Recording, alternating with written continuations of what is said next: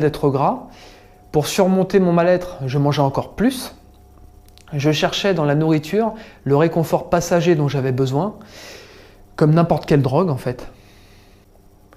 C'est durant l'été 1997 que j'ai atteint le poids de 125 kg.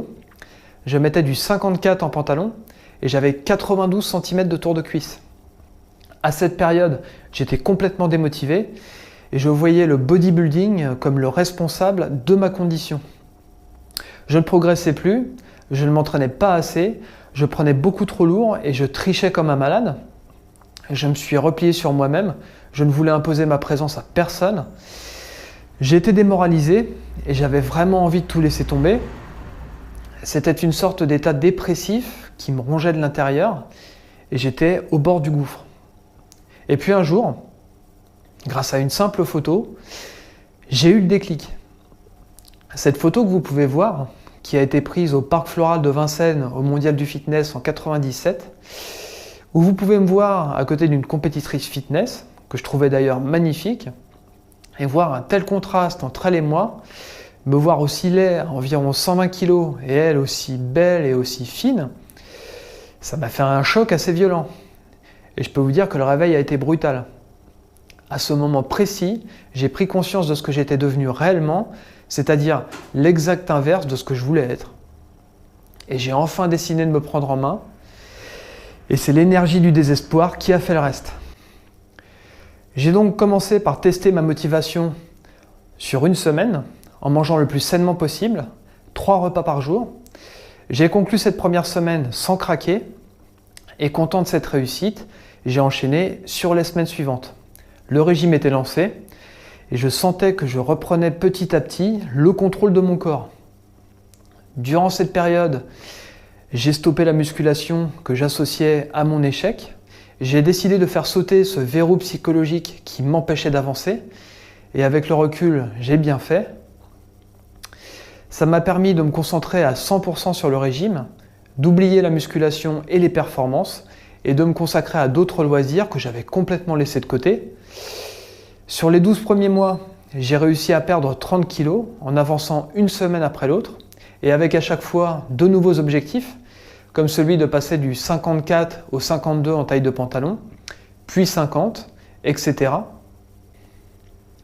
À cette époque, ma salle a changé de propriétaire et les nouveaux arrivants ont acheté des machines cardio et intégré des cours collectifs. Je me suis dit qu'il était peut-être temps de retourner m'inscrire, mais dans l'optique de faire du cardio pour m'aider à continuer le régime, tout en restant éloigné de l'espace muscu. Et avec le recul, ça m'a beaucoup aidé.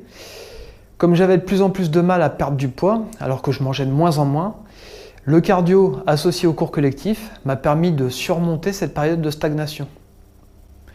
Je passais ainsi 3 heures par jour à la salle, alternant tapis de course et cours collectif. Cette association cardio plus régime m'ont amené au poids de 75 kg à la fin 1999. J'ai été débarrassé de toutes mes graisses superflues, épuisé par le régime et le sport, mais fier de cet accomplissement. 50 kg de perdu en 2 ans. Alors, certains trouveront que c'est trop long. Moi, j'ai voulu prendre le temps de bien faire les choses. J'ai pu ensuite reprendre le cours de ma vie, avec une confiance en moi retrouvée. J'ai repris la musculation là où je l'avais laissée, mais avec des objectifs beaucoup plus réalistes. Et j'ai réussi à façonner le corps que je voulais sans jamais reprendre les kilos perdus. J'ai fait beaucoup d'erreurs durant mon régime et je les paye encore aujourd'hui. Je ne mangeais pas assez et désormais mon métabolisme marche au ralenti. Voilà pourquoi, dans la mesure du possible, je vous conseille d'être suivi par un diététicien si vous n'avez pas les connaissances suffisantes. Et ne cherchez pas à aller trop vite si vous avez beaucoup de poids à perdre. Éliminer des cellules graisseuses, ça prend du temps, on n'y arrive jamais complètement, mais en allant trop vite, vous risquez de reprendre tout le poids que vous avez perdu, et plus encore. Voilà pourquoi je vous conseille de ne pas vous précipiter. Je suis heureux d'avoir pu partager avec vous cette expérience. Maintenant, j'espère que ça pourra aider beaucoup de monde. N'oubliez jamais que vous êtes unique, ne laissez personne vous rabaisser et gardez à l'esprit que vous êtes capable d'accomplir de grandes choses.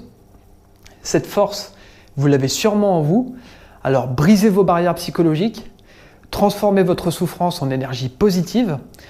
De toute façon, qu'est-ce que vous avez à y perdre? Le simple fait d'essayer, c'est déjà un pas dans la bonne direction. Ce sera tout pour cette vidéo. J'espère que son contenu vous a plu. N'oubliez pas de liker et n'hésitez pas à vous abonner. Je vous donne rendez-vous très prochainement. Alors en attendant, portez-vous bien, entraînez-vous bien et à bientôt!